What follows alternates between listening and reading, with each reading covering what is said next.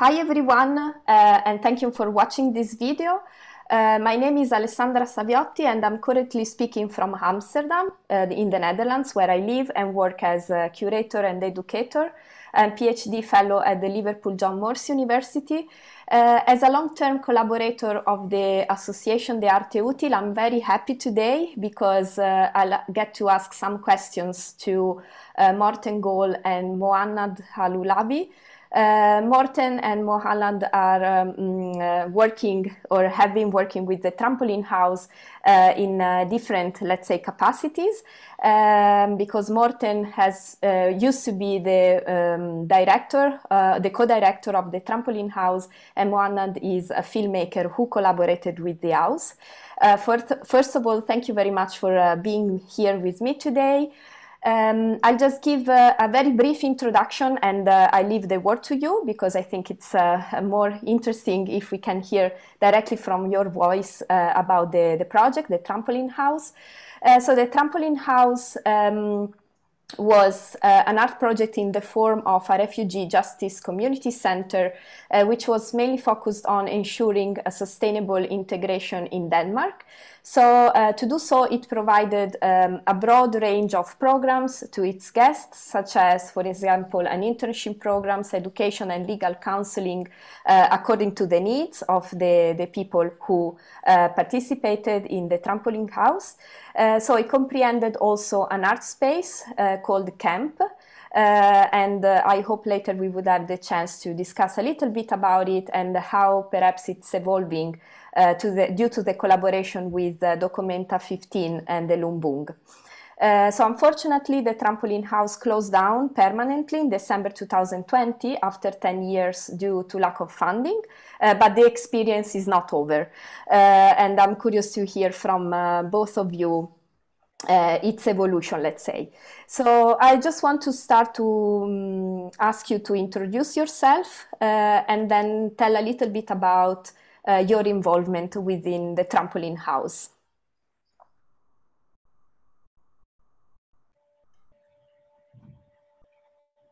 Morten, do you want to start? Okay, I can start. Yes, my name is Morten, and thank you for reaching out. I used to be the director, as you mentioned, and I was also one of the founding artists from back in 2008, where we were a group that started to look into the issue of asylum seekers stored away in camps in Denmark, and the there was a lot of talk about refugees as a threat, but nobody actually knew any because they were all confined into these camps. So we started at that time to try to penetrate the camp system in order to get some contacts. So I've been there for a long time, but I guess that's all. That will suffice for now. Muhannad? Yeah, my name is Muhannad. I'm a filmmaker and visual artist from Syria. I've been living in Denmark since August 2019, and I was introduced to Trampoline House from the very early stages of my coming to Denmark. And through Trampoline House, Trampoline House has followed my journey and the different stages of my life since I came until this very moment, and has had a very big positive impact on various aspects of my life. And I was a user of the house, and I was also a volunteer in the house. And now I ended up also working still with the artistic team that is collaborating with Documenta in the house. Okay, thank you very much. So let's start then to talk about a little bit more, let's say, on the role of the Trampoline House. I'm curious to understand a little bit what are your thoughts in respect to the use of art to tackle such a specific urgency? And I'm referring to the urgencies of refugees and asylum seekers and migrant crisis. Excluding, of course, the end of the experience, what was the big challenge for you and the project during those years? Okay. I don't know, that's a big question. I think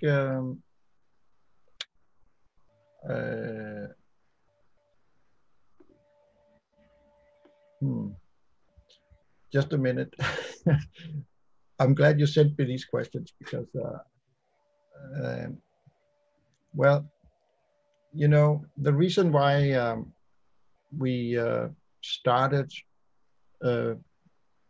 in taking interest in the refugee question was because it seemed like politically there was a majority in the parliament who actually were able to cancel out a discussion because they started to feel like, oh, if we have the majority, then we no longer need to respect the minorities. And this is like, you know, it's one of the failures of representative democracy, that politicians, they get so stuck with the idea of we just need the majority and then we can fuck the rest, that eventually they have forgotten about the most important virtue of any functioning democracy, the respect of the minorities. And since it seemed like this sickness of the democratic process was so advanced, it was at such a state that we felt, God, I mean, how can we even, if we get into politics, we'll be sitting in the parliament and they will disregard us because we're still the minority. So we would have to create a different kind of movement. And we felt that maybe we should start going into politics by using the civil society. Because, you know, in a well-functioning democracy, the politicians are informed by the civil society. And maybe when the society doesn't, when politicians forget about that, maybe it's because the civil society is not active. So we wanted to raise a storm from underneath, and we decided to try to go, you know, as an art project to sort of merge with the real and start working with a lot of people who weren't necessarily artists, but who had the same goals as we had. I don't know if that answers the question. Yeah, it answered very much. And also this idea of using art as, let's say, the start for that is actually quite interesting, especially, and I don't know very much the context of Denmark, but for what I can see here in the Netherlands or in Italy, for example, the idea of using art as a tool for change is very strong because it's a way to imagine something and then actually put it into practice. And I think the experience of the Trampoline House, it's very important to show how things can really change using art as a tool, because it's able to really impact, first of all, the life of people that experience that, but also something else, I would say. There's another thing that I would like to add, which is that when we had the first meetings with people who lived in refugee camps, it was clear that they told us, okay, we know you're artists. Artists, they come to us and usually they do a nice painting on the wall and then they leave thinking that they have improved our world. But we don't even see those flowers on the wall. So forget about that. If you want to do something, you have to stay. You have to not leave when your project is done. It has to be a different sort of a commitment. And we understood that very clear, and we decided, okay, in fact, we had suddenly we had two problems on our hands. The first one was that people were simply going sick from living in those camps. I mean, the camps are psychologically, it's so unhealthy to live there that people end up using, lots of antidepressants. And that's a stupid way of medicating not the problem, but the symptom, because it's actually the camp that makes people sick. So if you want to cure people's heads, you should move them to a healthier place or let them themselves walk to a healthier place. So that was the first problem, that, if we were to take on this, we needed to create a social space where people could actually socialize and sort of start feeling humanized again. And then the other problem was how to change the racist discourse in the Danish society. And they're kind of the same, but they're very different, because one is, I mean, you could say you could solve one by getting into politics and try to convince the politicians, but we also had to provide a new territory where people could, breathe. And then once you start being able to breathe, maybe they could even help us define how Denmark should be changed. So that was the idea of the house, that we would attack the same problem in two ways, and the two ways would sort of feed from each other, because I can't, I'm not exposed to racism myself in Denmark, so I mean that's kind of rare, at least. But so I don't know how the problems are, and I don't know then how they should be solved. So we needed to do this together. Yeah. So I would like to hear then from Muhannad, how was your experience and how it evolved in respect with your collaboration with the house? Well, I think the involvement of my collaboration and my involvement in the house can actually show very much how the concept of mixing between art and activism, or art and political work, is actually performed and presented in Trampoline House. When I first heard about Trampoline House, I was in a lot of hustle about my legal status and what should I do, because when I first came to Denmark, I came with a work permit visa that was for, that would work for only 6 months. And during that time, I was introduced to the house, and I was advised by the legal counselors of the house to apply for asylum. And the lawyers and the legal counselors that work in the house were following up with me and my case, and giving me a lot of counseling about what should I do and what should I say in the interviews, and how I can document everything that I'm saying, or prove whatever I'm claiming in case I don't have enough documentation to prove it, through the asylum process, which is very complicated in a country like Denmark.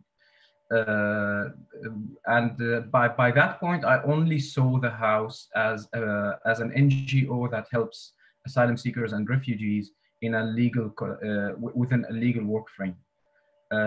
Now, after I got my residency, I found out that this place still wanted me to keep coming and to be more involved, and to follow up with my life as a new arrival to this place. And throughout my involvement in the house, I gained a lot of advantages on a personal level, For example, I sharpened my language skills when it came to Danish, and I usually now speak it on daily basis and study it in school. Although I haven't been in Denmark for that long, and I wouldn't be able to achieve that, for example, without the house. I met a lot of people through the contacts of Morten and Tuna and the others who also helped me a lot finding jobs and finding a social circle for me in Denmark, which is actually it might sound like an easy thing to achieve when you say social circle, but in a country like Denmark, it's extremely difficult, especially with a population that is not used to be open up to anything new or anything different. I mean, people in Denmark don't even talk to each other that much. Everybody has their own very small, closed social bubble that they just surround themselves with, and they rarely think of getting out. So Trampoline House, I started seeing Trampoline House from only a place that helps people like me within a social work frame. I started seeing it differently. I started seeing it as a platform, and I think this is where like the artistic and the political concept played a role when they take place together. Because when I say a platform, it's also like a stage. Because with all the different art exhibition and artwork that was taking place in Trampoline House, regardless if you have an artistic background or not, in my own special case, I had that because I studied filmmaking back in Syria, and I work with film, and I still do. But Trampoline House has actually effectively been activating a theory called the active audience, which is something that appeared in theater since the 50s and 60s by German directors like Salvador Pescator and Bertolt Brecht, who wanted the audience to be actually involved in the art and not only watch it. And that is related to what Morten has said, that like when a painter comes and just paints a couple of flowers or paints something that looks pretty and then they walk away, that doesn't leave that much of an impact. With the house, it was a stage, it was a platform where everybody gets involved with the art piece or with the art product that is being presented and presented or produced within the framework of the house. So people become, as audience, they become active and effective members of this artwork because they ask questions, they integrate with the work. All these talks, they actually encourage people to listen more. They also affect the artist, him or herself, because now the artist who just introduced something in the house and used the house as their stage, their platform, now they are also living and hearing life experiences from people, and then the art of presenting and the art of showmanship in the house is being two ways. So it's not only an artist giving a piece of art or a production to an audience, it's also the audience participating and being involved in the life and the art of the artist. And then it's this two-way collaboration where both parties are affecting each other. And that also played a part in educating everybody and having people have some, I mean, if not specifically growing as an artist per se, although that happened with multiple cases that I witnessed personally. But at least you as an audience, as an active audience member, you grow as a perceiver, and then you have those artistic orientation that it pushes you to be more curious and asks more questions, and with your questions you also provide answers, and that is what happened with since the Trampoline House is related and involved mostly in migration and the policies of migration and immigration. the art that was presented, most of it was also in relation to this topic. And that actually provided a very interesting work frame, because as an artist or as an academician who is doing a research or who is painting something or making a photography exhibition or a short film or a long film or whatever type of, or a song or a piece of music, any type of content that is involved in the theory and in the policies and in the concept of migration. Now you also have the platform to hear from other migrants who maybe did not study migration academically, who didn't practice art in a very direct, theoretical and traditional way as we know art as curators and artists, but rather as people who actually lived the experience of being migrants, live the experience of being asylum seekers and refugees, learning about migration hands-on, and as a migrant you are perceiving of art that is made about you, so you can criticize it based on very specific knowledge, because you know exactly what you are talking about, because these people, these artists, are actually talking about you as an individual or about your experiences. So that couldn't be any more correct or any more specific, because the audience are this very involved group of people who know a lot about this topic as people who experienced it based on experience. And the artists and the people who are coming to participate are also people who are involved in it from a professional point of view, and they learn more about it. And that actually pushed some artists who maybe that was their first project or in relation to migration and art to produce more content about it, and spread the word more about this type of knowledge and this type of issues and problems. And for me, that also left an impact, because that affected the way I see the world, that affected the way I perceive of things. That also opened more opportunities for me to meet more people, to be engaged in more relationships, personal relationships, and friendships with people who work in the house, people who come to visit the house.